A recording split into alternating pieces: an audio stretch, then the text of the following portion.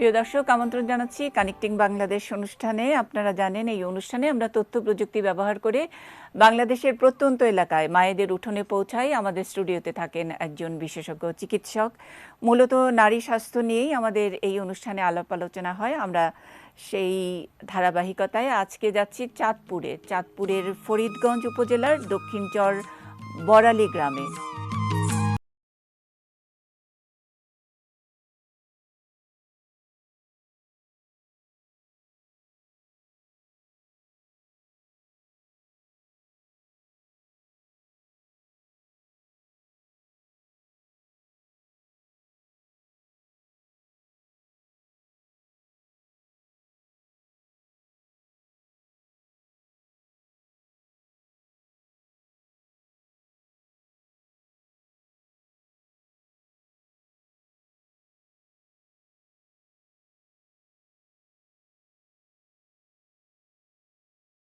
সহযোগিতা করবেন বানুরানী দাস।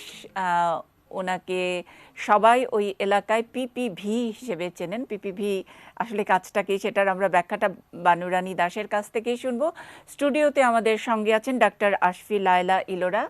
কানেক্টিং বাংলাদেশের সুবাদে অনেকেই তাকে চেনেন, আর একজন নামকরা স্ত্রীরোগ বিশেষজ্ঞ। তিনি আমাদেরকে আজকে সময় দিয়েছেন, তার ব্যস্ত সময়টা আমরা আজকে এখানে পেয়েছি, স্টুডিওতে পেয়েছি। অনেক অনেক ধন্যবাদ, কৃতজ্ঞতা ডাক্তার আশফি লায়লা আমাদেরকে সময় দেওয়ার জন্য। আমরা তো কানেক্টিং বাংলাদেশের টিম মনে করি, যতই ব্যস্ততা থাকুক, অপারেশন থাকুক, রোগী থাকুক, তারপরেও মনে হয় যে গ্রামে যারা বসে থাকেন আপনাদেরকে একটু দেখার জন্য, একটু কথা শোনার জন্য, তারাও অনেক আপনাদের কাছে গুরুত্বপূর্ণ। অবশ্যই আমরা একটু যাই। বানুরানী দাস তিনি বসে আছেন অনেকজনকে নিয়ে। নমস্কার বানুরানী দাস, কেমন আছেন? ভালো আছি দিদি, আপনি ভালো আছেন? হ্যাঁ, ভালো আছি। পিপিভি এর কাজটা কি একটু আগে বুঝায় বলেন আমাদের। আচ্ছা, আমরা সকাল 9টা থেকে 3টা পর্যন্ত কাজ করি। একটি এটা বাড়িতে তো যাই। পরিবার পরিকল্পনা বিভাগেরই একটা দায়িত্ব হ্যাঁ নাকি? হ্যাঁ, জি। বাড়ি পরিদর্শন করি, গিয়ে দম্পতির নাম। আমরা যে ডাব্লিউভিএ, হ্যাঁ এফডব্লিউভি, হ্যাঁ, তাদের তাদের সঙ্গে আপনার দায়িত্বের পার্থক্যটা কি? কাজ একই, এই আর কি। হেরা সরকারি, আমরা এখনো সরকারি হই নাই। আচ্ছা আচ্ছা, মানে এটা হলো চাহিদা, মানে আপনাদেরকে যখন দরকার হয় তখন ডেকে নেয়। ট্রেনিং ট্রেনিং দিতে হয় নাকি, মানে হ্যাঁ, ট্রেনিং নিতে হয়? ট্রেনিং তো বেসিক ট্রেনিং প্রথম পাইছি, আর প্রতি মাসে আমাদের ট্রেনিং হয়, মিটিং হয়। ট্রেনিং আচ্ছা প্রথমেই আচ্ছা বেসিক ট্রেনিং পাইছি, তারপরে আচ্ছা আচ্ছা। তো এটা আপনি কতদিন ধরে পিপিভি হিসেবে আছেন দিদি? আজকে আমরা 19 সালে ঢুকছি। ভালো লাগে তো কাজটা কাজ করতে ভালো লাগে। বাহ, হ্যাঁ। আচ্ছা, মায়েরা অনেকে বসে আছেন, আর তারা তাদের অনেক সমস্যার কথা বলবেন। আমরা ডাক্তার আশফি লায়লাকে পেয়েছি। ইলোরাপা কথা শুনবেন আমাদের। প্রথমে কে দেখাবেন? আছে ঝর্ণা। আমি একটু আগে বলে রাখি বানু দিদি, যে আমরা আশফি লায়লার কাছ থেকে একেবারে একটু বেশি জানার চেষ্টা করব। সুতরাং একই ধরনের সমস্যাগুলো পরপর না এসে সমস্যাটা একটু বিভিন্ন হলে, মানে একটু সমস্যার ভ্যারাইটিস আমি বুঝাই বলি, যে কারো হয়তো ধরেন মাসিকের সমস্যা, কারো হয়তো প্রসবকালীন একটা কোনো সমস্যা, কেউ হয়তো প্রসূতি মা, এরকম একটু বৈচিত্র্যপূর্ণ রোগী থাকলে সুবিধা হয়। আপা অনেক কিছু বুঝায় বলতে পারে। আর আজকে হলো আমরা আপনাদেরকে সরাসরি অনেক কিছু বুঝায় বলছি, কিন্তু যারা দেখছেন অন্য জায়গায়, যারা হয়তো তাদের প্রশ্ন বলতে পারছেন না, তারা তো দেখে শুনে নিচ্ছেন, লিখে নিচ্ছেন। আবার যখন নাকি এটা আমরা রিপিট প্রচার করি, অর্থাৎ শুক্র এবং শনিবার দুদিনই একই অনুষ্ঠান একই সময়ে করি, কারণে যে পরের দিন এক সময়ে একই অনুষ্ঠানটা দেখে যাতে একটু নোট করে নিতে পারে। অনেকে ওষুধের নামটা চট করে লিখে উঠতে পারে না আমরা যতক্ষণ দেখাই। তো সেজন্যে আমরা একটু সব মানুষের, অর্থাৎ সারা বাংলাদেশের বাইরে যারা দেখেন, তাদের সবার কথা মনে করে আমরা একটু বিভিন্ন ধরনের সমস্যা নিয়ে কথা বলবো। হ্যাঁ দিদি? হ্যাঁ, আচ্ছা। আসসালামু আলাইকুম। ওয়ালাইকুম সালাম। ঝর্ণাপা কেমন আছেন? হ্যাঁ, ভালো আছি। আপনি ভালো আছেন আপু? জি, ভালো আছি। বলেন আপা। বলতাম, আপনারা আর একবার এখানে আসছিলেন, এই মিটিং বসছিলেন, মনে আছে বুঝছেন? না? জি। মনে আছে? হ্যাঁ, মনে আসছে। আচ্ছা তখন আমি অসুস্থ ছিলাম। আচ্ছা, এখন কেমন আছেন? এখনো তখন ওই অসুস্থটাই আবারও হয়ে গেছি আমি। হওয়ার আচ্ছা, পরে আমার তো মনে নাই আপা, মানে আপনার তখন কি সমস্যাটা ছিল ঝর্ণা আপা? আমার ছিল ওই যে 3 মাস আমি মেন্স বর্ধ ছিলাম, তখন আচ্ছা, আমার হ্যাঁ। এই ইয়া কয় বছর আগে আমরা এখানে এই এখানে এই তো জায়গায় আসছেন মনে হয় যে 2020 সালে আসছিলেন মনে হয়। 20 সালে? না না, আরে 19-এ। 19-এ আসছিলেন, হ্যাঁ 19-এ 19-এ, আসছে, হ্যাঁ। হ্যাঁ হুম, 19 হুম। সালের আগে, 19 সালের কথা হ্যাঁ, এটা। 3 বছর, প্রায় 3 বছর হয়ে যাচ্ছে। আচ্ছা হ্যাঁ আপা, বয়সটা কত বলেন? 35 হয়ে গেছে তো। বাচ্চা কয়জন? 2 মেয়ে। 2 মেয়ে। ছোটটার বয়স কত? 8 বছর চলে। 8 বছর। আচ্ছা, আর এই যে মাসিক মানে বন্ধ, না, আহ, বন্ধ রানিং। না, জি না, রানিং এ আছি। রানিং আছে। জি তাইলে সমস্যাটা আরেকবার একটু শুনি, আর আমরা আসফি আপা কি সমাধান দেন আপনাকে। ম্যাডাম, আমি 3 মাস গর্ভ ছিলাম, তখন আচ্ছা, ওই বাচ্চা নষ্ট হয়ে গেল। হ্যাঁ। তখন আমার আ- ঢাকা পরিবার পরিকল্পনা হাসপাতালে ওখানে নিয়ে গেছিল। আচ্ছা, হ্যাঁ হ্যাঁ। তারপর? পরিবার পরিকল্পনা হাসপাতাল গিয়েছিলাম, পরে ওখান থেকে ডিএনসি করার করে হুম। বাট নিয়ে এসেছিল। আচ্ছা, তারপর? তারপর 2019 সালের কথা, এখন 2022 সালে আবার আমি ওরকমই ভাবে অসুস্থ হয়ে গেলাম আবারও। আবারও বাচ্চাটা নষ্ট হয়ে গেছে না? জি জি জি। আচ্ছা, তাহলে আপা আপনি কি চাচ্ছেন, মানে বাচ্চা আবার আরেকটা বাচ্চা নিতে চাইছেন না? না না, আমার আর এরকম নষ্ট হলে আবার নিব কি করে। দরকার নাই, একটা এক দরকার ছেলে নাই। এক মেয়ে তো আছেই। 2টা হ্যাঁ। মেয়ে আছে, 1 মেয়ে না। 2টা মেয়ে আছে। জি। আচ্ছা আপা, তাহলে আমরা ঝর্ণা আপাকে কি বলবো, মানে এই যে 2টা বাচ্চা মানে এটা আমাদেরই অনুষ্ঠানের মধ্যেই উনি হ্যাঁ, অভিজ্ঞতা শেয়ার করেছেন। আচ্ছা, আমি আসলে প্রথমে, এটা হলো স্বাধীনতার মাস, হুম হুম। আর 7 মার্চ ঐতিহাসিক ভাষণ, 8 মার্চ নারী দিবস। তো আমি উপস্থিত সকল নারীকে, এই নারীদের মাধ্যমে বাংলাদেশের, সারা পৃথিবীর সকল নারীকে আমি নারী দিবসের শুভেচ্ছা জানাই। এখানে এখন আমি একটু বলি জি যে জি। সেটা হচ্ছে যে এটা যদি হয় যে না, আমার 2টা বাচ্চা পরপর নষ্ট হলো বা কিছুদিন পরে নষ্ট হলো, এটা কেন হয় বা এটার কোনো প্রতিকার আমরা করতে পারি কিনা, সেটা একটা ব্যাপার। আর আরেকটা যদি হয় যে না, আমার এরকম গর্ভবতী, আমি 2বার আমার নষ্ট হয়েছে, আর চাই আমি না। এটা অসুবিধার মধ্যে দিয়ে গেছি, আমার 2টা সুস্থ মেয়ে মেয়ে আছে, আছে। আমি চাই যে আমি যেন আমার আর এরকম অনাকাঙ্ক্ষিত গর্ভবতী যেন আমি না হই। আর আপনি আপনার যে বয়সটা বললেন যে 35 বছর, হয়তো বা 1 বছর 2 বছর এদিক ওদিক, এটা আমাদের সবাদের হতেই পারে।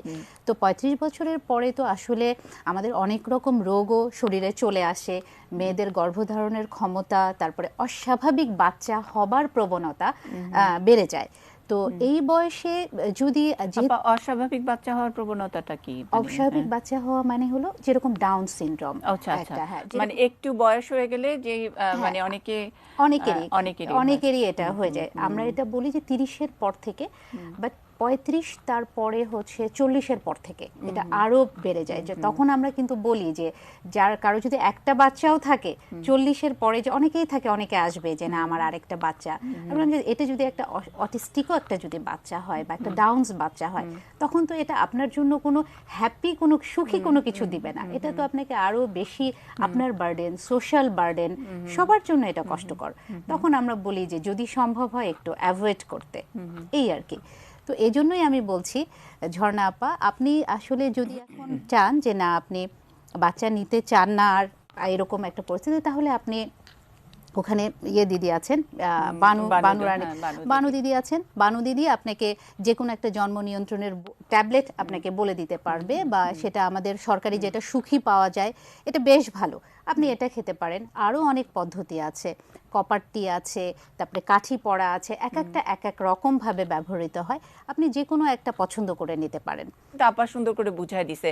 যদি মনে করেন যে এখন আর তাহলে আর বারবার করে বাচ্চা পেটে আসে, তারপরে আবার থাকে না, নষ্ট হয়ে যায়, আপনারও তো শরীরের উপর দিয়ে ধকল যায়, তো যদি বাচ্চা না চান তাইলে একটা পদ্ধতি নিতে পারেন। আর সেই ক্ষেত্রে সুখী বড়ির কথা আপা বলেছেন।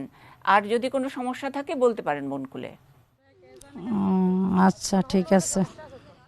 আচ্ছা ঠিক আছে, ভালো থাকবেন। হ্যাঁ আচ্ছা, হ্যাঁ আসসালামু আলাইকুম। হ্যাঁ, ওয়ালাইকুম আসসালাম। তাসলিমা আপা আসেন। হ্যালো, আসসালামু আলাইকুম। ওয়ালাইকুম সালাম। তাসলিমা আপা, জি, ভালো আছেন? এই তো আছি ভালো। আপনি কেমন আছেন? জি ভালো আছি। বলেন। আসলে তো শারীরিকভাবে ভালো না, শরীর খুবই অসুস্থ। আমার হাজবেন্ড তো বাইরে। সেজন্য জি আমরা তো সেই জন্যই আপনাদের কাছে আসি। হ্যাঁ জি শারীরিকভাবে ভালো না মানে কি হয়েছে ডাক্তার আপাকে সুন্দর করে বলেন।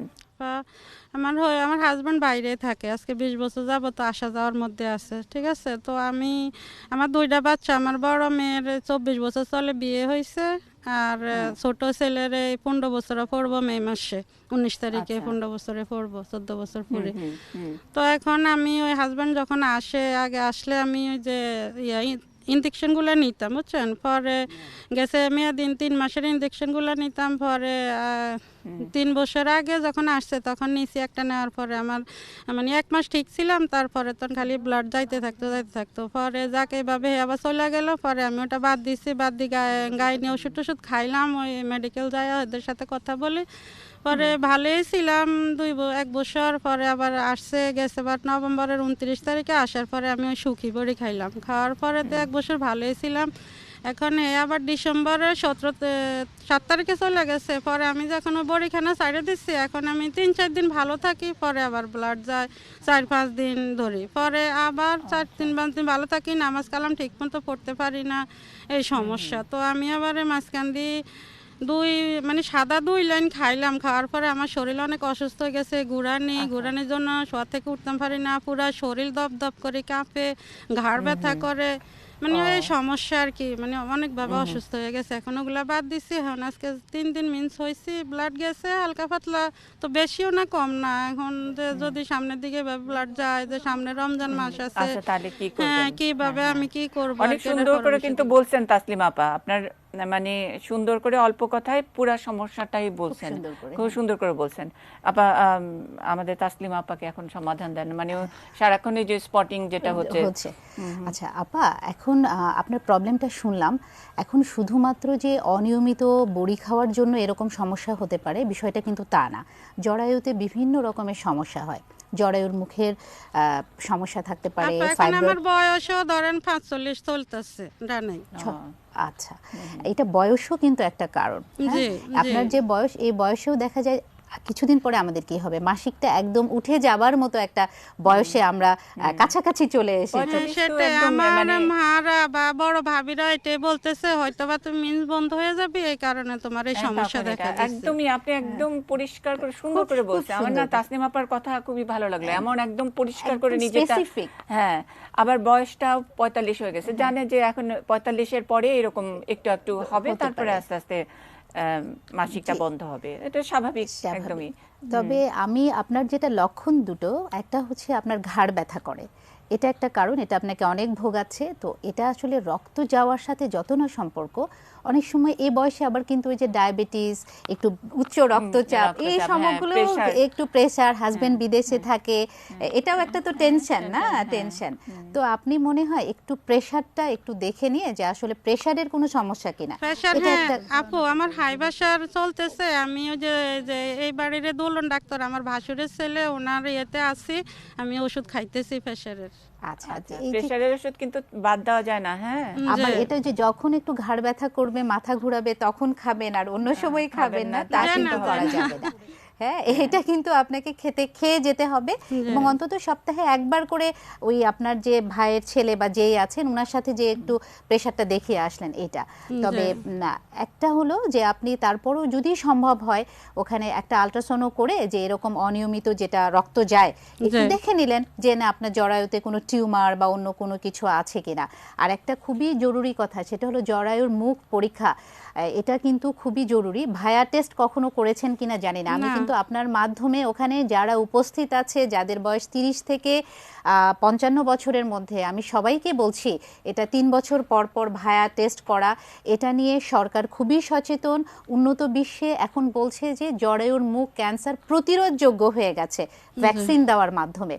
তো আপনারা আর কিছু না হোক অন্তত ভায়া টেস্টটা করা উচিত সবার, অন্তত 3 বছরে একবার, যে কতটুকু জরায়ুর মুখটা ভালো আছে এটা দেখার জন্য। আর অনিয়মিত মাসিকের পরে আপনার যেহেতু মাঝে মাঝে রক্ত গেছে, পরিমাণে বেশি গেছে, রক্তের হিমোগ্লোবিনটা যদি একটু করা সম্ভব হয়, যেহেতু দুর্বল লাগে, হয়তো বা দেখা গেছে কিছুটা রক্ত শূন্য হয়ে গেছেন আপনি, সেই ক্ষেত্রে রক্তের অনেক সময় না আপা ওই মানে ওনারা যেই সেটিং এ থাকে যে ওখানে এত কিছু করাও সম্ভব হয় না, আমরা একটু সহজ কোনো একটা সমাধান দিলে হ্যাঁ সেই ক্ষেত্রে তাহলে এখন প্রেসারটা নিয়মিতকরণ। আর যদি আপনার এটাতে সাদা বড়ি, এটাতে যদি মাথা ঘোরায় যেটা সুখিতে, তাহলে কিছু লো ডোজ কিছু পিল স্বল্প মাত্রার, এগুলো সরকারিভাবে পাওয়া যায় না কিন্তু কিনতে পাওয়া যায়। হ্যাঁ, এটা হলো রোজেন 28 বা ট্যাবলেট নভেলন লাইট। বানু দিদি আপনি কিন্তু একটু লিখে নিতে পারেন যে রোজেন 28 দিদি লিখে নেন। হ্যাঁ, রোজেন 28। আপু এটাকে সব সময় খাইতে হবে? এটা সব সময় না, আমি যেটা বলছি যে ওনার তো কিছুদিন পরে মাসিক বন্ধই হয়তো বা হয়ে যাবে, তার আগ পর্যন্ত উনি 6 মাস খেয়ে দেখুক, যদি এটা ওনার নিয়মিত হয়ে যায়, পরে উনি এটা ধীরে ধীরে বন্ধ করে দিল, ঠিক আছে? আর এটার সাথে একটু আয়রন ক্যাপসুল একটা, যেটা আয়রন ফলিক অ্যাসিডের কম্বিনেশন, যেটা যেহেতু রক্তক্ষরণ হয়েছে, দুর্বল লাগছে, একটু আয়রন ওষুধ ওনাকে এটার সঙ্গে ডেইলি একটা করে 2 মাসের জন্য দিয়ে দিতে পারেন। ঠিক আছে আপা, অনেক অনেক ভালো লাগলো তাসলিম আপা। জি আপু, খুব খুব ভালো লাগছে আপনার মতো এত স্মার্টলি এত সুন্দর করে পুরা গুছায় বলা, সত্যি আমি মুগ্ধ। অন্য জায়গায় যারা দেখছেন তারা নিশ্চয়ই এরকম মনে করতে পারবেন। আমাদের টিম তো ঘুরে ফিরে অনেক সময় কমন পড়ে যাচ্ছে, যে ঝর্ণা আপা বললো আগে কানেক্টিং বাংলাদেশেই ডাক্তার দেখিয়েছেন, তো বলাটাও এত সুন্দর যেন স্মার্ট হয়, তাইলে আসলে ডাক্তারের প্রেসক্রিপশন দিতে সুবিধা হয়। আচ্ছা, ভালো থাকবেন। হ্যাঁ আচ্ছা আপু, আপনারা ভালো থাকবেন। জি, আসসালামু আলাইকুম। ওয়ালাইকুম আসসালাম। রেহান আপু, আসসালামু আলাইকুম। জি, কেমন আছেন? ভালো আছি। আচ্ছা, আপু আপনি ভালো আছেন? জি, ভালো আছি। আমার সমস্যা হয়েছে, আমার এখন বয়স চলে 47। বাহ বাহ বাহ, হ্যাঁ। আমার 2টা ছেলে 2টে মেয়ে হয়েছে। গুড। 2টা ছেলে 2টা মেয়ে। আমি আগে মানে মেয়াদি ইনজেকশন করতাম 3 মাস পর পর। এখন আমি ওগুলা বাদ দিয়েছি, 8-10 বছর হয়েছে। আচ্ছা। এখন আমার মানে মিস হওয়ার সাথে সাথে মানে পেট ব্যথা, মাথা ব্যথা, আর আপনার মানে প্রচুর ব্যথা তলপেট। আচ্ছা, মানে মাসিক এখনো আছে? 47 বছর বয়স বললেন। জি, 4 ছেলে মেয়ে, এখনো মাসিক হয় এবং মাসিকের সময় পেটে ব্যথা হয়। জি। আচ্ছা, আর কি? আমার ব্যথা মানে প্রচুর, তখন মানে আমি শোয়াতে উঠতে পারি না, অসুস্থ হয়ে পড়ি। আচ্ছা আচ্ছা আচ্ছা। আমার প্রেশার হাই প্রেশার। ও, আবার হাই প্রেশারও? আচ্ছা। জি, আমার হার্টের সমস্যা আছে। হার্টে কি সমস্যা? আমার হার্টের সমস্যা, আমার একটা মেয়ে অ্যাক্সিডেন্টে মারা গেছে, যাওয়ার পর আমার মানে কলসের ভিতরে দুপ করে। আচ্ছা, সেটা ঠিক আছে। এখন তাইলে আমরা ওই যে মাসিকের সময় যে ব্যথা করে এবং উঠতে পারেন না, ওইটা নিয়ে আপার কাছ থেকে একটু শুনি। হ্যাঁ আপা? জি, ঠিক আছে। তাহলে রেহানা আপা, আপনার যে পেটে যেটা ব্যথা হচ্ছে, এটা আমি কিছু ওষুধের কথা বলে দিচ্ছি। আপনার যেদিন মাসিকের পরিমাণ তো খুব বেশি হয় না আপনার? জি না। আচ্ছা, শুধু ব্যথাটা খুব বেশি হয় যেটা আপনার?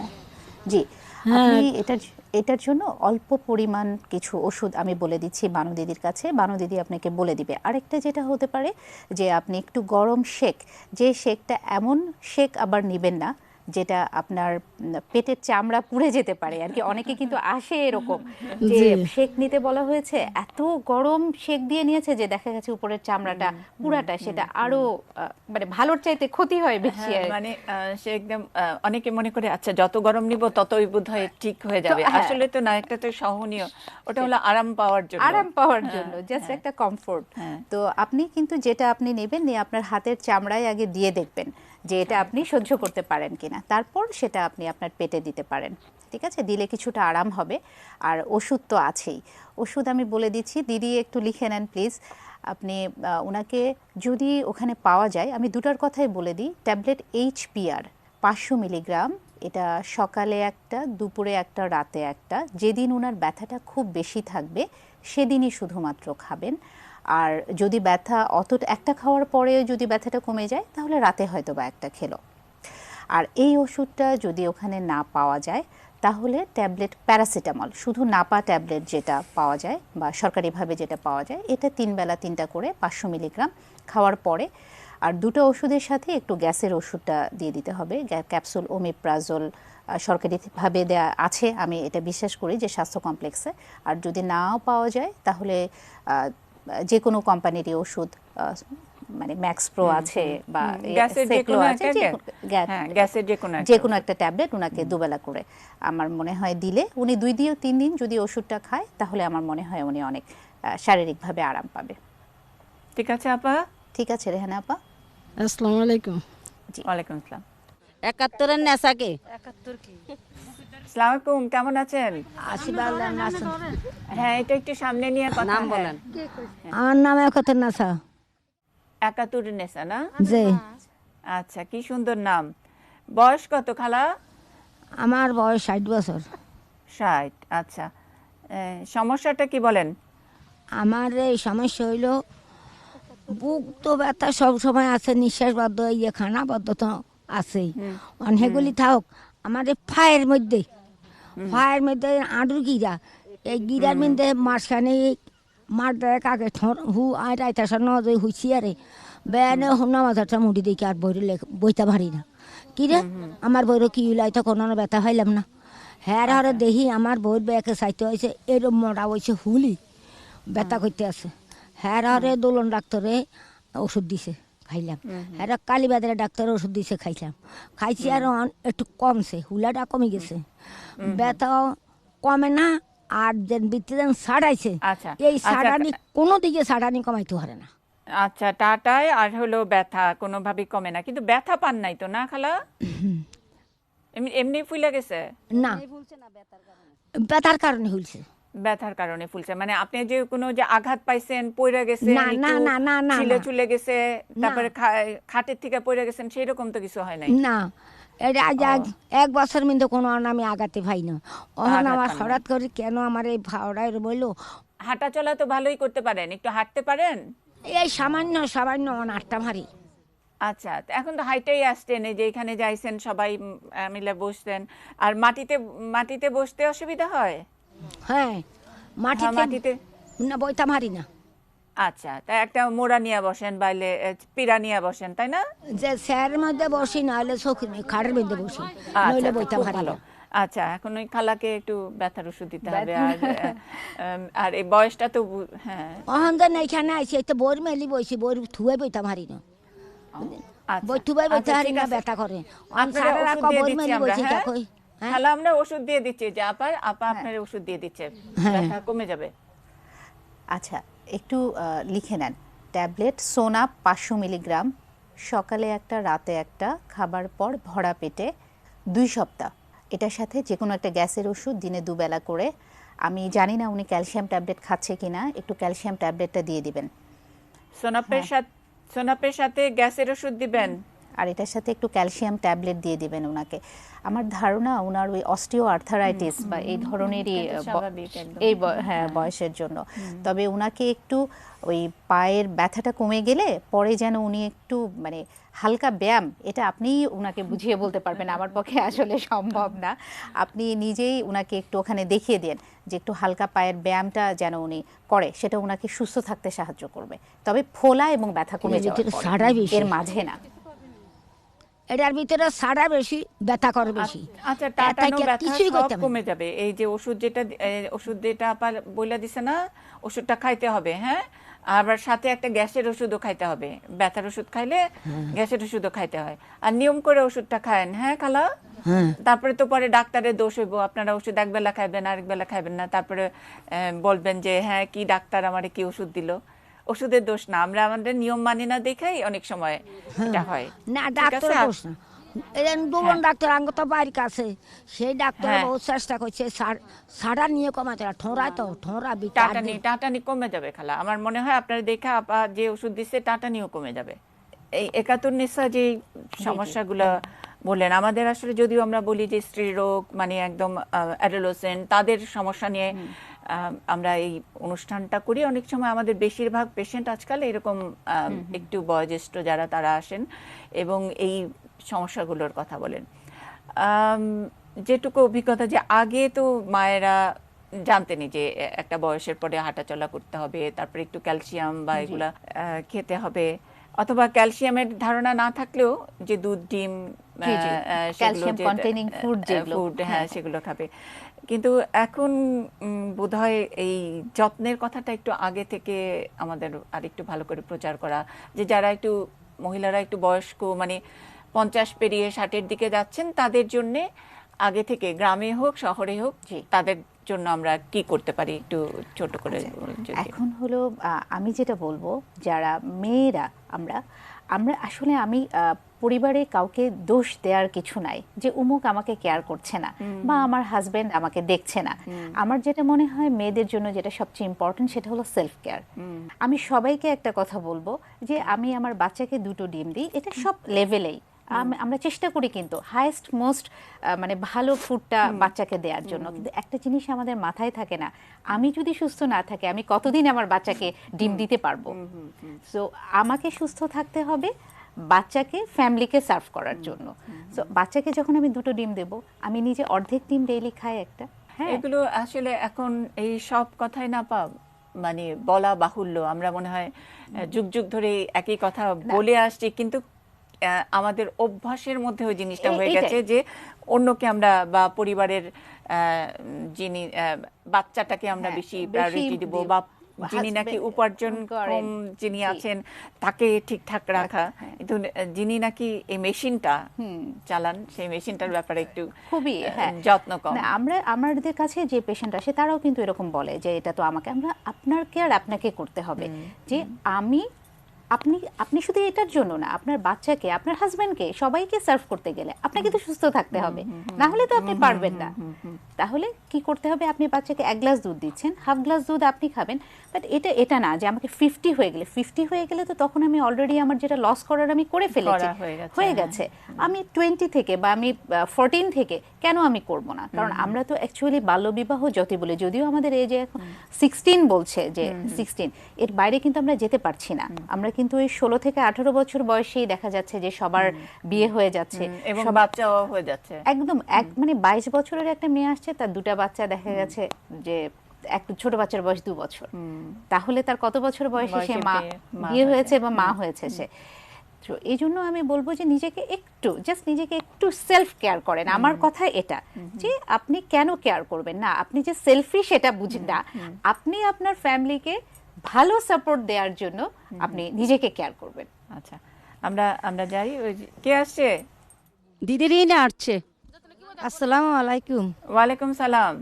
ম্যাডাম শুনেন, আমার মাথায় এই যে শুকনা চুলকায়, তারপরে শুকনা চামা উঠে, এই সাদা হয়ে রয়েছে বুঝছেন, ওই রোগটার কারণে আমার মাথা চুলগুলো পাইকা গেছে। খুশকি? জি। ওটার কি খুশকি হয়েছে মানে নাকি? শুনেন, ওটা চর্মরোগ। চর্মরোগ, আচ্ছা আচ্ছা। তাহলে চর্মরোগের কি কোনো ওষুধপত্র খাইছেন, কিছু করছেন? খাইছিলাম, ভালো হয় না। কতদিন আগে খাইছেন? খাইছি ধরেন 1 বছর হইব, এখন আর খাই না। আচ্ছা, আর এছাড়া আর কোনো সমস্যা আছে নাকি? না আল্লাহ দিলে আর কোনো সমস্যা নাই। এটি মানে আর কোনো মাসিকের সমস্যা এই সেই কোনো কিছু নাই? না আল্লাহর রহমতে ভালোই আছি, শুধু এই মাথার রোগটাই আমার। মাথার রোগ মানে হলো মাথার উপরে চামড়াটা শুকায় গেছে এবং চুলটা সাদা হয়ে যাচ্ছে, আর চর্মরোগ, এটার জন্য ওষুধ আপনি আগে খাইছেন 1 বছর আগে, তারপরে খান না, ভালো হন নাই।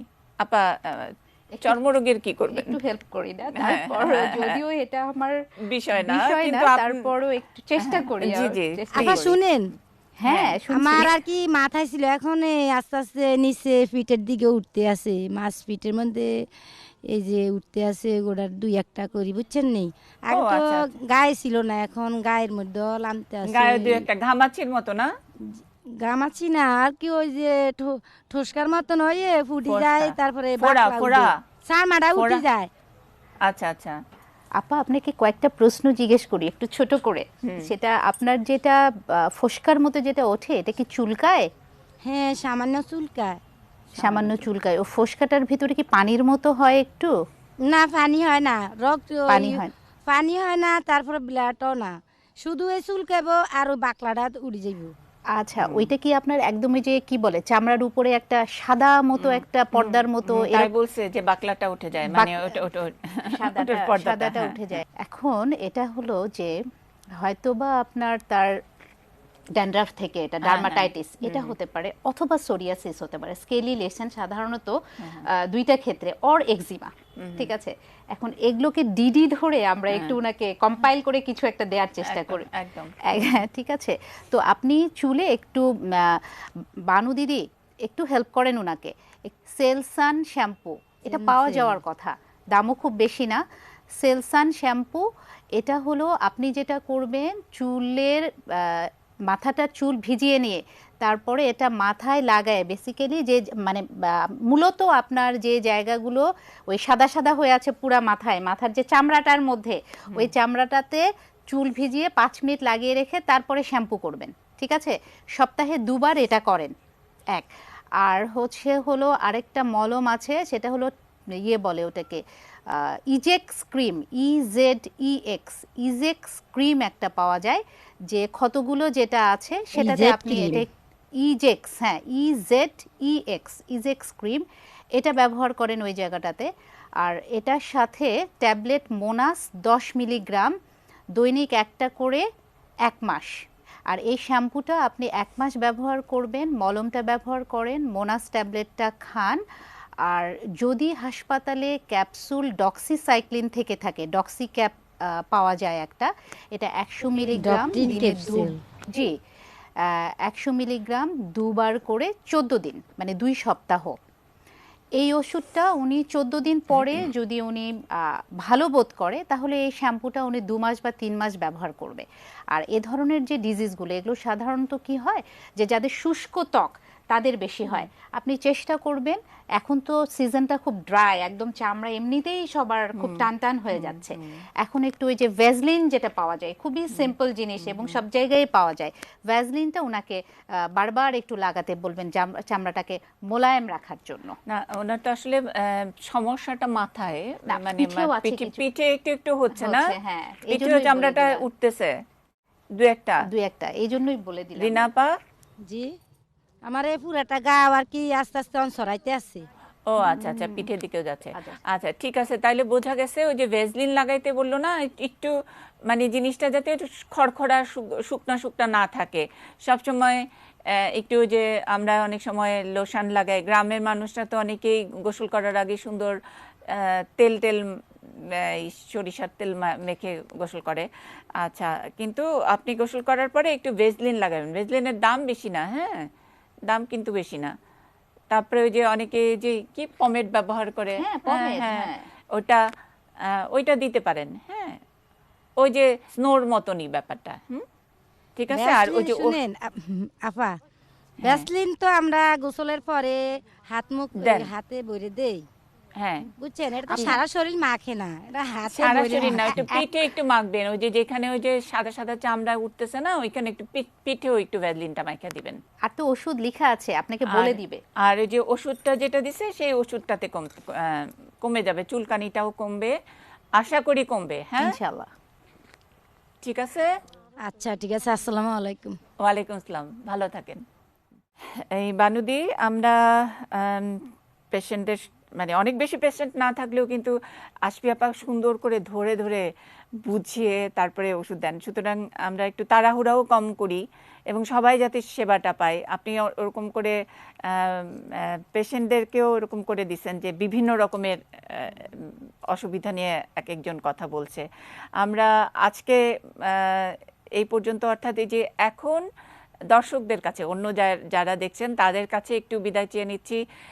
অনুষ্ঠানের অনেকটা ধারাবাহিকতাটাও এরকম হয়ে গেছে, শেষ করে উঠতে পারি না। যেই এলাকায় সংযুক্ত হই, যেখানে মায়েরা থাকেন, সবার সাথে কথা বলে শেষ হয় না, কিন্তু কথাটা আমরা বলেই রাখি, যেটুকু সেবা আমরা দিতে পারি দূর থেকে সংযুক্ত হয়ে সেটুকু দিয়েই থাকি, সেটুকু নিয়ে আবার পরের সপ্তাহে হাজির হই।